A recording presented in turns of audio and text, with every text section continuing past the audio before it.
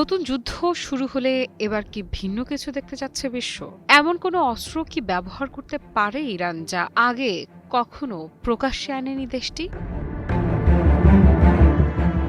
কারণ ইরানের Islamic revolutionary guard crops বা আইআরজিসি এবার এমন এক সতর্ক বার্তা দিয়েছে যা নতুন করে আলোচনার জন্ম দিয়েছে। সংস্থাটির দাবি, যুক্তরাষ্ট্র ও ইসরায়েলের সঙ্গে আবার যুদ্ধ শুরু হলে আগের চেয়ে অনেক বেশি প্রস্তুত থাকবে ইরান। শুধু তাই নয়, এবার ব্যবহার করা হতে পারে ভিন্ন ধরনের অস্ত্র।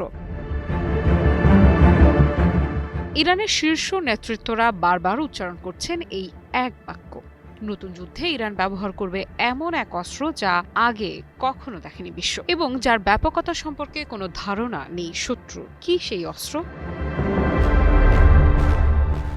আইআরজিসির মুখপাত্র সর্দার মুহব্বি ইরানি বার্তা সংস্থা তাসনিমকে দেয়া এক সাক্ষাৎকারে বলেন, সাম্প্রতিক সংঘাত ইরানের সামরিক সক্ষমতার বাস্তব চিত্র তুলে ধরেছে। তার দাবি, বর্তমানে ইরানের সশস্ত্র বাহিনীর প্রস্তুতি অতীতের যে কোনো সময়ের চেয়ে অনেক বেশি শক্তিশালী।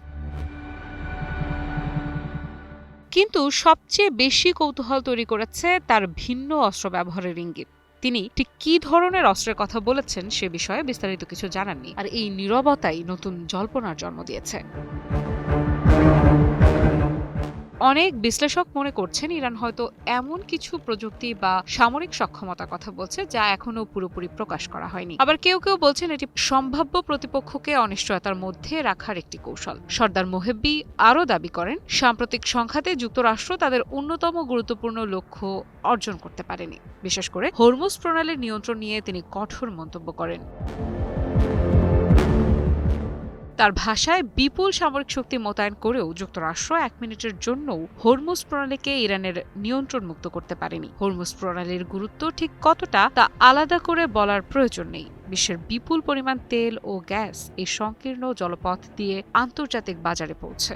ফলে এই প্রণালীতে যে কোনো অস্থিরতা সরাসরি বৈশ্বিক জ্বালানি বাজারে প্রভাব ফেলে।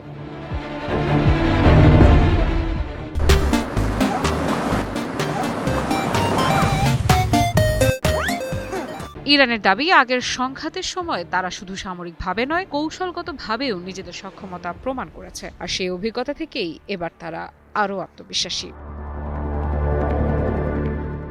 আফ্রিদা ইফরাত, নিউজ 24।